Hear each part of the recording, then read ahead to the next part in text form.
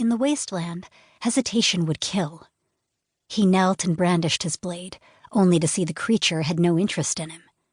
It was wrapped around the bike, squeezing it into a shapeless, useless hunk. He sighed. So much for making it to pseudo-safety by nightfall. He'd hoped for a tree or an abandoned mini-dome. There were quite a few scattered around the Emerald Domain, a kingdom spanning hundreds of miles.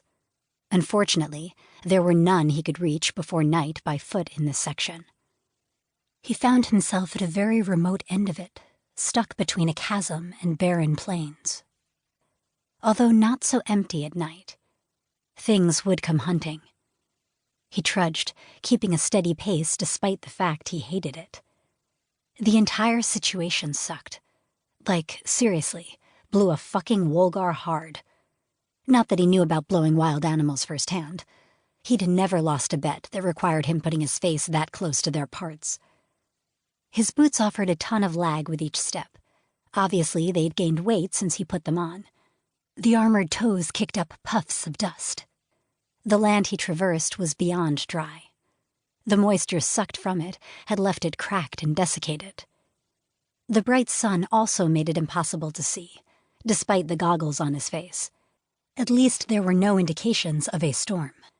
They could rise suddenly on the wasteland plains and prove to be deadly to those with flesh. He sweated inside his patched leather duster, but didn't dare remove it. Taking it off meant carrying it. Given he could barely remain upright, he doubted his ability to do that. He kept putting one foot in front of the other, hoping to see something, anything, that would provide shelter and a few hours' rest. Water would be nice, too. His flask had run dry. A really bad thing to happen in the wasteland, but he'd probably not die of thirst. Night was falling, and he was outside alone in it. No shelter, no partner. If something caught his scent, it would get ugly. He kept walking, his pace steady and brisk, hoping to see something in the distance. The horizon remained empty. Shadows stretched across the land. Once darkness fell, it would be hours of avoiding the denizens of the night. Smart wastelanders, living ones he should add, knew to hide. Hide where? He broke into a jog and wondered if he should try another angle. Turning around showed him nothing, not a single slight hump in sight. The sun dipped below the horizon, taking all hope with it. A roaring started in the distance, a sound to set a chill down the spine. He turned to look behind him and realized the plains at his back were already too gloomy to make out.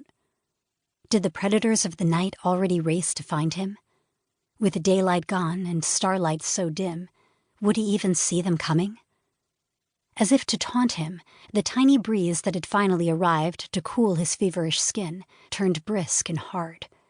It whipped him, and his coat rippled, the crisp noise announcing his location. He pushed it back and put his hand on the hilt of his gun, fully loaded at least. How many would come after him? Would he have the courage to keep one bullet for himself, or would he die fighting? He still remembered that wild look in his mother's eyes as she held the gun in a shaking hand and said, "We have to keep 2 bullets, just in case." That was more than 2 decades ago now. Only when he was much older did he understand what she meant, how much she loved him. He had no one to use a bullet on him. He looked down at his hand holding the weapon. He could end it now, before the pain, because he had no doubt dying by being torn apart would be horribly agonizing. But killing himself before even trying? He had to fight, had to at least see if there was a chance he could prevail. The first furry body came flying from the gloom, teeth snapping. A fucking tiger. Striped and massive, they liked to eat meat. Any kind of meat. Liked it so much there usually weren't even any bones left behind. He fired in its face, the only way to truly stop a tiger. Hit them in a limb, and they'd get twice as pissed. Another flew at him from his left, and he took a step forward and pivoted. Aimed, killed it, and whirled. His next shot went slightly awry, and the beast slammed into him, tearing at his arm. Titan couldn't help but bellow, especially since it was his gun hand. His other already had a knife, and he plunged it into the gut of the beast.